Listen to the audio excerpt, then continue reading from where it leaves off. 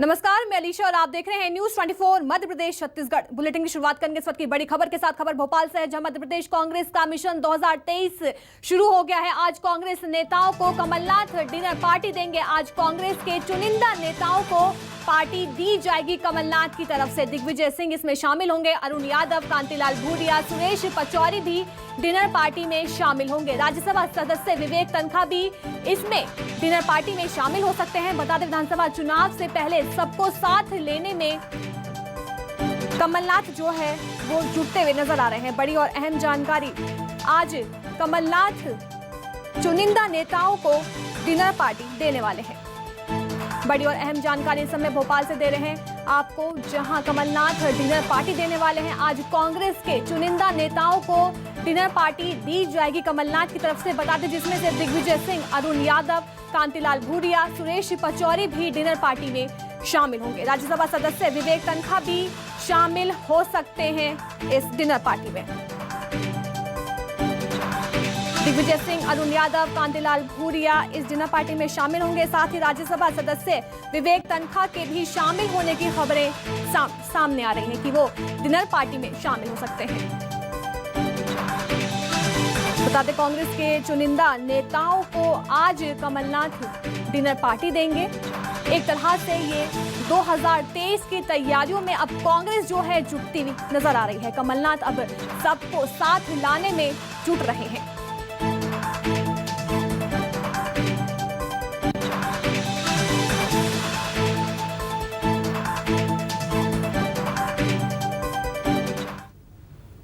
मेरे सहयोगी अमृतांशी जोशी हमारे साथ भोपाल से लाइव जुड़ गई हैं। अमृतांशी, कमलनाथ आज डिनर पार्टी देने वाले हैं चुनिंदा नेताओं को, क्या कुछ ज्यादा जानकारी मिल पा रही है? किस समय डिनर पार्टी शुरू होगी?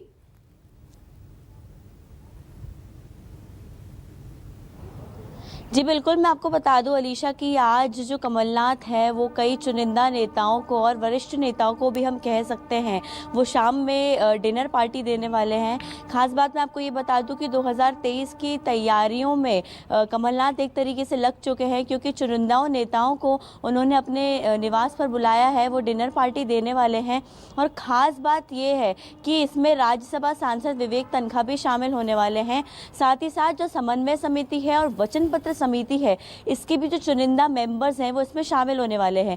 बात यह है कि जो समन्वय समिति है और वचन पत्र समिति है, उसी के दम पर कमलनाथ ने 2018 में चुनावों में जीत पाई थी। 2018 के जो चुनाव हुए थे, तो उस समिति के जो मेंबर्स हैं वो भी इस डिनर पार्टी में शामिल होंगे। साथ ही साथ दिग्गज नेता जैसे दिग्विजय सिंह, कांतिलाल भूरिया की हम बात करें, अरुण यादव की बात करें, ये लोग भी शामिल होने वाले हैं। तो कहीं ना कहीं कमलनाथ जो है वो सबके बीच में जो दूरियां हैं वो मिटाते हुए नजर आ रहे हैं और सबको साथ लेकर आना चाहते हैं। एक स्तर पर सभी लोग को वो बुला रहे हैं, अपने साथ बिठाएंगे, चर्चा करेंगे जो आगे 23 की रणनीति है उसको लेकर। पिछली जो बैठक हुई थी जिसमें कमलनाथ के नाम पर मुहर लगी थी कि कमलनाथ ही 2023 में मुख्यमंत्री का चेहरा होंगे, तो उस बैठक में राज्यसभा सांसद विवेक तनखा को नहीं बुलाया गया था। और साथ ही साथ आपको बता दें कि जून में विवेक तनखा का जो कार्यकाल है वो भी खत्म हो रहा है। तो कहीं ना कहीं उनको भी दोबारा पार्टी में जोड़ने की, एक बार उनकी नाराजगी मिटाने की, अगर उनकी कुछ नाराजगियां हैं तो वो मिटाने की तैयारियां कांग्रेस और कमलनाथ दोनों लगातार कर रहे हैं। आला कमान से भी बैठक हुई कमलनाथ की कल, और उसमें यही तय किया गया है कि जो दिग्गज हैं सारे भी पार्टी के और सभी नेताओं को साथ आना होगा। साथ आने के बाद ही 23 में जीत 2023 में एमपी में विधानसभा चुनाव है, इसको लेकर क्या रणनीति बन सकती है? क्योंकि बड़े बड़े चेहरे जो हैं, बड़े बड़े नेता जो हैं इस डिनर पार्टी में शामिल होने जा रहे हैं।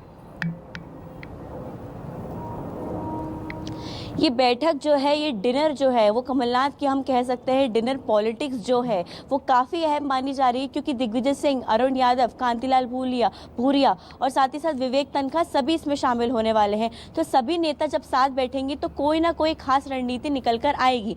साथ ही साथ खास बात यह है कि समन्वय समिति और वचन पत्र समिति जिनके दम पर कमलनाथ ने 2018 में चुनाव जीता था, उसकी भी जो सदस्य हैं वो शामिल होने वाले हैं। तो खास रणनीतियाँ आज तैयार की जानी है इस बैठक में, और पिछली बैठक में भी खास रणनीति तैयार हुई थी, और पिछले दिनों पिछड़ा वर्ग समिति की बैठक हुई थी और उसमें ओबीसी वर्ग को साधने की खास तैयारी कमलनाथ करते हुए नजर आए थे।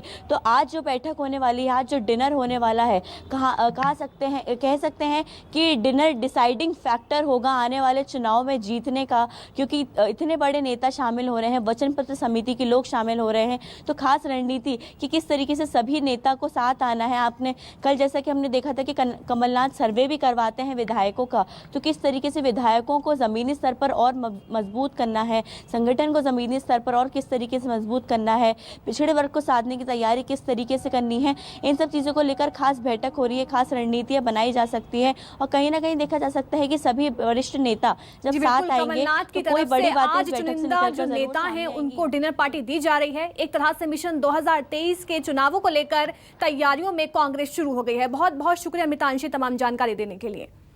चलिए रुख करते हैं अगली खबर का, जहां पूर्व सीएम कमलनाथ और प्रशांत किशोर की मीटिंग हुई है। बता दें 10 जनपद पर प्रशांत किशोर के साथ ही मीटिंग हुई। पिछले 4 दिन में 3 बार 10 जनपद पहुंचे हैं प्रशांत किशोर। कमलनाथ, दिग्विजय सिंह समेत 10 नेता बैठक में शामिल हुए और पिछली 2 बैठक में शामिल नहीं हुए थे कमलनाथ।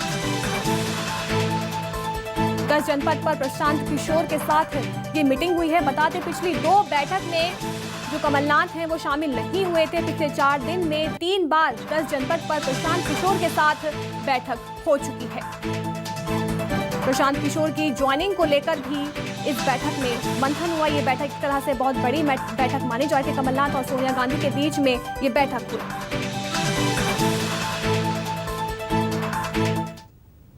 चलिए भूपेंद्र गुप्ता और वीडी शर्मा ने क्या कुछ कहा है आपको सुनाते हैं। जो रणनीति है कांग्रेस पार्टी तय करेगी, तो उसमें हमारे सारे समस्त सीनियर लीडर्स मौजूद रहेंगे। चर्चा होगी, क्या किया जा सकता है, क्या नहीं किया जा सकता, इस पर चर्चा होगी और देश के सामने बातें स्पष्ट होंगी। सोनिया गांधी जी से मिले, वो राहुल गांधी जी से मिले या और भी किन्हीं से मिले जो उनका काम है, उनको मिलना चाहिए। लेकिन इतना मैं ज़रूर बताता हूं कि चाहे वो किसी से मिलें, मध्य प्रदेश के अंदर कांग्रेस की लीडरशिप जिस प्रकार से इस मध्य प्रदेश के शांतिपूर्ण वातावरण को बिगाड़ने का जो प्रयास करना चाहते हैं, उन्माद फैलाने का जो प्रयास वो करना चाहते हैं, तो चाहे उनको सोनिया जी इंस्ट्रक्शन दें या राहुल गांधी जी, मध्य प्रदेश के अंदर नहीं होगा। चाहे कमलनाथ जी मिले या दिग्विजय सिंह जी मिले। खबर भोपाल से है, जहां 2023 के विधानसभा चुनाव पर बीजेपी का प्लान सामने आया है। एमपी में त्रिदेव दिलाएंगे बीजेपी को जीत। बता दें बीजेपी प्रदेश अध्यक्ष वीडी शर्मा का बयान भी इसको लेकर सामने है। उन्होंने कहा कि त्रिदेव मतलब बूथ अध्यक्ष, बूथ महामंत्री और बीएलए। 1,75,000 त्रिदेव को दिया जाएगा प्रशिक्षण और 30 अप्रैल और 1 मई को प्रशिक्षण किया जाएगा। उन्होंने आगे कहा कि योजनाओं को जमीनी स्तर पर ले जाने पर चर्चा भी की जाएगी। ऐप विस्तारक, साइबर से जुड़े कार्यकर्ताओं की ट्रेनिंग भी होगी।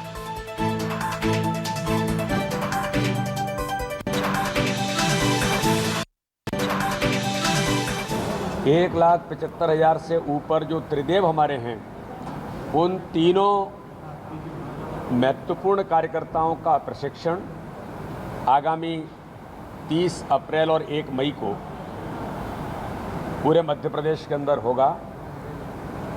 इसके साथ में ही पैरेलली उसी दिन हम 30 को और 1 को 25,000 साइबर हमारे जो ऐप विस्तारक जो आपने देखा था, वो ऐप विस्तारकों के साथ और लोग मिलकर के 25,000 साइबर योद्धाओं का प्रशिक्षण 30 और 1 तारीख के अंदर मध्य प्रदेश के अंदर हर मंडल स्तर पर ही हमारे प्रशिक्षण होंगे। कांग्रेस ने 1 नवंबर से देश भर में सदस्यता अभियान की शुरुआत की थी। इसके तहत एमपी में भी बड़े पैमाने पर कांग्रेस पार्टी ने सदस्यता अभियान चलाया था और नेताओं ने दावा किया था कि 50 लाख सदस्य बनाए जाएंगे। लेकिन सदस्यता अभियान खत्म होने के करीब 1 सप्ताह बाद तक भी पार्टी के पास सिर्फ 25 लाख सदस्यों का डाटा ही पहुंचा है। हालांकि पार्टी दावा कर रही है कि अभी कई जिलों से डाटा आना बाकी है। ये डाटा आने के बाद सदस्यों की संख्या बढ़ जाएगी। इधर कांग्रेस के सदस्यता अभियान पर पिछड़ने पर भाजपा को कांग्रेस पर हमला करने का एक और मौका मिल गया है। चीजें जमीन पर कार्यकर्ता जो कैडर होता है वो ये काम करता है। और कांग्रेस के पास मैं कहता हूँ, मैं कभी किसी की आलोचना नहीं करता और मुझे इसमें कोई आनंद नहीं है, ना मुझे कोई रस आने वाला है कि मैं कहूँ कि ये फेक आंकड़ा है। ये अच्छी बात है, उनको लगता है 30 है तो बहुत अच्छी बात है। हम तो अपने एक एक काम की, एक एक आंकड़े की, एक एक उसकी समीक्षा करते हैं। तो इसलिए मुझे इस पर मुझे लगता है बहुत कुछ कहने की जरूरत नहीं है। अगर 30 लाख वाले मैं उनको बधाई दूंगा। अच्छी बात है, कमलनाथ जी के नेतृत्व में मध्य प्रदेश में कांग्रेस इतना कदम बढ़ा रही है, तो ये अच्छी बात है मध्य प्रदेश के लिए। देश में अभी तक जो आंकड़े आए उसमें हमारे 25 लाख सदस्य बन गए हैं और अभी आंकड़े आ रहे हैं, क्योंकि अभी 2 दिन की छुट्टी थी। जिला Congress committee, block Congress committee, वहाँ पे जो हमारी सदस्यता की बहियाँ जमा हुई हैं तो उसका रिकॉर्ड वो लोग इकट्ठी कर रहे हैं। तो अभी तक प्रदेश कांग्रेस को जानकारी जो प्राप्त हुई और जो आंकड़े हमारे पास आए उससे लगभग 25 लाख हमारी सदस्यता हो चुकी है। सीएम शिवराज सिंह चौहान ने सीधी चेतावनी दी है। सीएम ने कहा है कि अफसरों के यहाँ पुलिसकर्मी, सरकारी कर्मी बड़ी संख्या में अटैच किए गए हैं, उन्हें कम करें, उनका जनहित में उपयोग किया जाए जो नियम अनुसार पात्रता है। मैंने मंत्रियों की सलामी बंद कराई है तो अफसरों के घरों में गुलामी भी नहीं चलेगी। मंत्रालय में मुख्यमंत्री ने कानून व्यवस्था को लेकर मंगलवार को बैठक ली। इस दौरान मुख्य सचिव, डीजीपी, एडीजी, इंटेलिजेंस और ओएसडी योगेश चौधरी समेत पुलिस और गृह विभाग के अधिकारी उपस्थित रहे। मध्य प्रदेश के कृषि मंत्री कमल पटेल ने मंगलवार को हरदा पहुंचे। इस दौरान मंत्री ने पीलिया, बता दें, रेलवे अंडरब्रिज होते हुए टिमरन जाने के लिए प्रस्तावित सड़क का निरीक्षण किया। मंत्री कमल पटेल ने ठेकेदार को 3 महीने में सड़क बनवाने के निर्देश दिए हैं। साथ ही हरदा के एसडीएम को सड़क के आसपास का अतिक्रमण हटाने के लिए निर्देश भी दिए हैं और मंडी सचिव को रास्ते की डीपीआर तैयार कराने के लिए कहा है। दरअसल शहर के रेलवे डबल फाटक पर लगने वाले जाम से छुटकारा पाने के लिए इंडस्ट्रीज एरिया में पलियाखाल रेलवे पुलिया से होते हुए टिमरनी रोड तक सड़क निर्माण किया जाएगा। सड़क को बनाने में 2 से 3 करोड़ रुपए की लागत आएगी। देखिए, अभी हरदा में रेलवे फाटक पर बहुत जाम रहता है और बार बार घंटों गाड़ियां जाम लग रहने के कारण जनता को परेशानी होती है और इसलिए 4 लेन रोड नागपुर, बैतूल, हरदा, वो इंदौर वाला जो है वो बाहर से बाईपास बनेगा, लेकिन लोकल छोटी गाड़ियां और शहर में आने के लिए छोटा बाईपास हो जाएगा अंडरब्रिज से। ये देख रहे हैं आप, रेलवे का अंडरब्रिज बना हुआ है।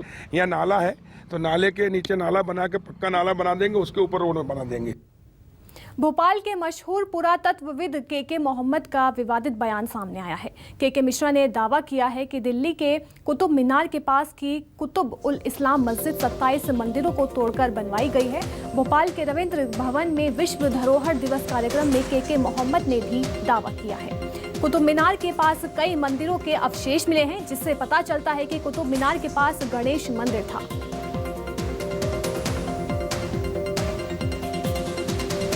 गणेश जी की मूर्ति के बारे में है, तो गणेश जी की वो तो सिर्फ एक मूर्ति नहीं, वहाँ अनेक मूर्तियां हैं। That was the capital of the Chauhan. Chauhan जो भी जितने भी थे वो पृथ्वीराज चौहान के कैपिटल था, वो पूरा के पूरा ये थे। And there were 27 temples also। तो इन्होंने ये कुतुब इस्लाम मस्जिद बनाने के लिए वो 27 टेम्पल को पूरे की पूरा जगह नष्ट किया है और उसी पत्थर यूज करके उन्होंने मस्जिद बनाया। वो कुतुब इस्लाम मस्जिद है and there is an Arabic inscription भी है उसके सामने, ईस्टर्न गेट के सामने एक ईस्टर्न ये भी इंस्क्रिप्शन भी है अरबिक में। उसमें भी उन्होंने कहा कि 27 मंदिर को तोड़ के हम लोगों ने ये मस्जिद बनाया। मध्य प्रदेश में अपराधियों के खिलाफ प्रशासन लगातार बुलडोजर चला रहा है। शहडोल जिला प्रशासन ने हिस्ट्री शीटर 4 बदमाशों के खिलाफ कार्रवाई करते हुए उनके अवैध निर्माण को जमींदोज कर दिया। साथ ही पुलिस ने पेट्रोल पंप कर्मचारियों को चाकू मारकर घायल करने वाले आरोपियों को पुलिस ने शहर में जुलूस निकाला और बीच सड़क में आरोपियों से उठक बैठक कराई। देखिए कि किस तरह से बुलडोजर चलाया जा रहा है, अवैध निर्माण को जमींदोज किया जा रहा है। लगातार प्रशासन कार्रवाई करते हुए अवैध दुकानों को, मकानों को जमींदोज करता हुआ नजर आ रहा है। देखिए तस्वीर में किस तरह से अवैध निर्माण को जमींदोज किया जा रहा है। शहडोल जिला प्रशासन ने हिस्ट्री शीटर 4 बदमाशों के खिलाफ कार्रवाई करते हुए उनके अवैध निर्माणों को जमींदोज कर दिया। साथ ही पुलिस ने पेट्रोल पंप कर्मचारियों को चाकू मारकर घायल करने वाले आरोपियों को पुलिस ने शहर में जुलूस निकाला और बीच सड़क में आरोपियों से उठक बैठक करवाई।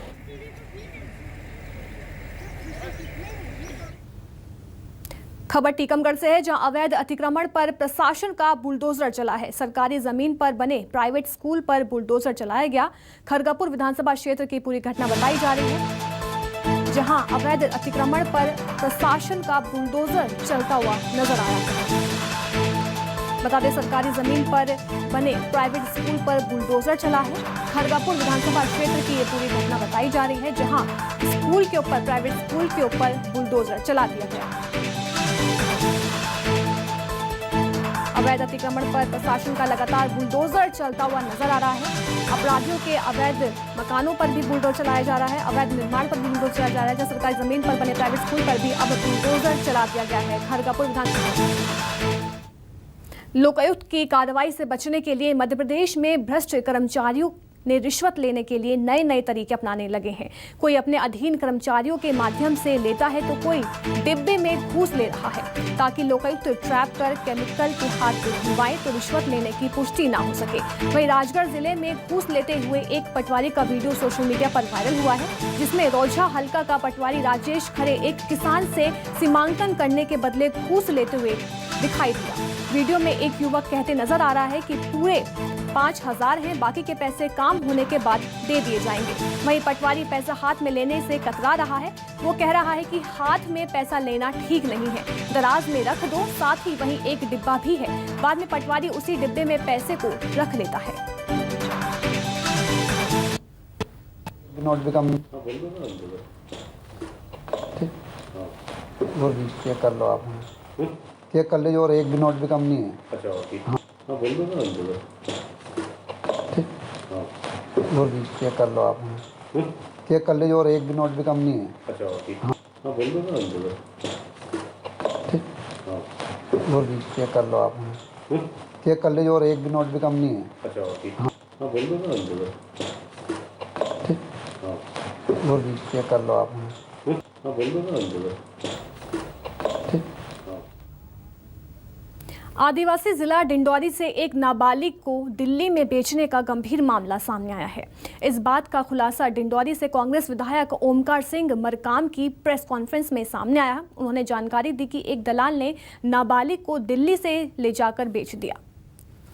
युवती एक घर में कामकाज कर रही थी, लेकिन जब उसके साथ मारपीट की गई तो वो किसी तरह से भागकर दिल्ली पुलिस के पास पहुंची। इसके बाद नाबालिग को चाइल्ड हेल्पलाइन सेंटर से सुपुर्द कर दिया गया। इसके बाद विधायक के प्रयास से नाबालिग युवती डिंडौरी जिले के बसनिया ग्राम की निकली। क्या बोल के ले गया? हाँ, मतलब वहाँ जाएगी तो अच्छे से काम करेगी, अच्छे से रहेगी, अपने लिए बहुत सारे पैसा कमा लेगी, ये बोला था, तब मैं ले गई थी। क्या करते थे वहाँ दिल्ली में आपके साथ? दिल्ली में जैसे झाड़ू पोछ, जैसे गिलास विलास टूट जाते थे, जैसे जिस दिन गलती भी नहीं होता था उस दिन भी मारते रहते थे। तब मैंने भाग गई थी 10 बजे रात को। मैं मतलब वहाँ से फिर पुलिस के पास गई, मैं वहाँ से फिर एक होम में फिर मेरे को शिफ्ट कर दिए। उनके द्वारा बताया जा रहा है कि इसमें यदि पूछताछ और जानकारी अच्छे से ली जाए तो इसमें हो सकता है मानव दुर्व्यवहार से संबंधित कुछ तथ्य और अपराध मिल सकता है। तो ये जानकारी भी मिली है और पुलिस इसमें पूरी तत्परता के साथ हम पूछताछ और जानकारी लेकर जो भी उसमें चीज़ें पाई जाएंगी उसके अनुरूप में आलोक में कार्रवाई की जाएगी।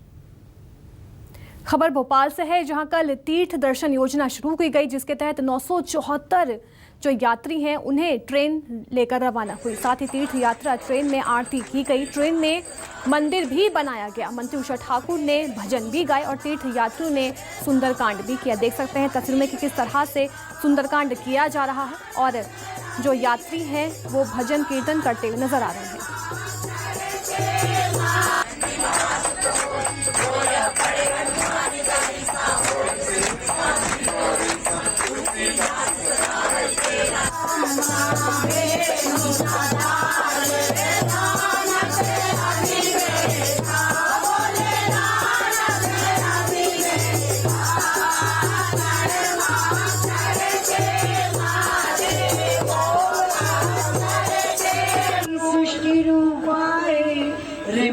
नारी प्रतिपालिका बता दें, प्रदेश भर में डॉग बाइट की घटनाओं के बाद सीएम शिवराज सिंह चौहान एक्शन में हैं। बता दें, इस संबंध में निर्देश भी दे चुके हैं। वही बात यदि ग्वालियर की जाए तो यहां भी आवारा डॉग्स की संख्या 45,000 को पार कर चुकी है। संख्या बढ़ने के साथ ही डॉग बाइट के मामले भी तेजी से बढ़ते हैं, लेकिन इन घटनाओं पर अंकुश लगाने के लिए निगम के अभियान के बीच एनिमल लवर एक बड़ा रोड़ा बन गया है। ग्वालियर शहर में मासूम से लेकर बुजुर्ग तक और आम से लेकर खास तक कोई भी आवारा डॉग से सुरक्षित नहीं है, क्योंकि शहर में आवारा डॉग्स गली मोहल्ले के साथ ही सड़क पर आसानी से मौजूद हैं। यही वजह है कि इनकी बढ़ती संख्या के साथ शहर में डॉग बाइट की घटनाओं के मामले भी बढ़ रहे हैं, जिसके चलते इन घटनाओं पर अंकुश लगाने के लिए ग्वालियर नगर निगम द्वारा आवारा डॉग्स को पकड़ने का अभियान शुरू किया गया है। लेकिन इन कार्रवाइयों के बीच एनिमल लवर्स एक बड़ी चुनौती बन गए हैं। आरोप है कि एनिमल लवर नगर निगम के इस अभियान के दौरान पकड़े गए आवारा डॉग्स को पिंजरे से आजाद कर देते हैं। जब निगम कर्मचारी इस बात का विरोध करते हैं तो उनके साथ अभद्रता और मारपीट पर उतारू हो जाते हैं। वहीं एनिमल लवर्स द्वारा नगर निगम पर ही उल्टे गंभीर आरोप लगाए गए हैं। उनका कहना है कि नगर निगम इस भीषण गर्मी के बीच मूक जानवरों पर अत्याचार कर रहे हैं। संख्या बहुत बढ़ रही है, इससे बहुत ज़्यादा डर लगता है। कोचिंग जाने में, स्कूल जाने में, कॉलेज जाने में कभी भी पैर पकड़ लिया या कुछ भी कर लिया, इसलिए अपन को डॉग की संख्या है ना रोकना चाहिए। इसमें कि कुछ एनिमल लवर्स हैं जो इस कार्रवाई का जो है विरोध करते हैं और वो निगम प्रशासन को सहयोग नहीं करते हैं। जो है हम लोगों ने अभी सेंटर में काफ़ी सारी सुविधाएं करी हैं वहाँ पे, लेकिन फिर भी उनका कहना रहता है वो लोग कभी संतुष्ट नहीं होते हैं जो है, और ना इस काम में आगे बढ़ के कभी सहयोग करते हैं जो है। इंदौर में नए रेलवे स्टेशन के निर्माण के लिए खाका तैयार कर लिया गया है। नए स्टेशन के डिजाइन को रेलवे बोर्ड की सहमति के बाद पश्चिमी रेलवे के जीएम को भेजा जा चुका है। बता दें कि नए रेलवे स्टेशन को साल 2070 में यात्रियों की संख्या को ध्यान में रखते हुए बनाया जाएगा। 2000 करोड़ की लागत से बनने वाले नए रेलवे स्टेशन के टेंडर की प्रक्रिया 3 से 4 महीने के अंदर पूरी कर ली जाएगी। आधुनिक सुविधाओं से लैस रेलवे स्टेशन में होटल, रेस्टोरेंट के साथ साथ कॉर्पोरेट हाउस भी बनाए जाएंगे। तय समय सीमा के अनुसार 3 साल में रेलवे स्टेशन बनकर तैयार हो जाएगा।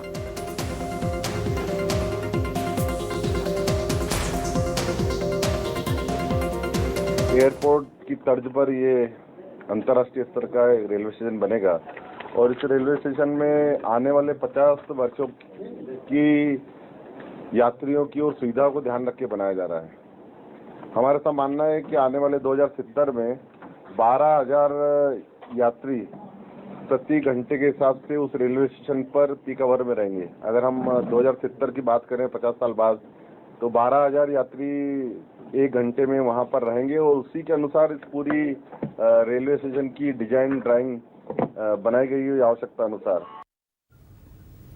ग्वालियर में एनआईटीएम संस्थान की एनएसएस ने स्वच्छता रैली निकाली और एनएसएस की तरफ से चलाए जा रहे स्वच्छता पखवाड़ा के तहत भाटखेड़ी गांव में स्वच्छता अभियान चलाया गया। इस दौरान छात्रों ने गांव में साफ सफाई की, साथ ही ग्रामीणों को स्वच्छता का महत्व समझाते हुए बताया।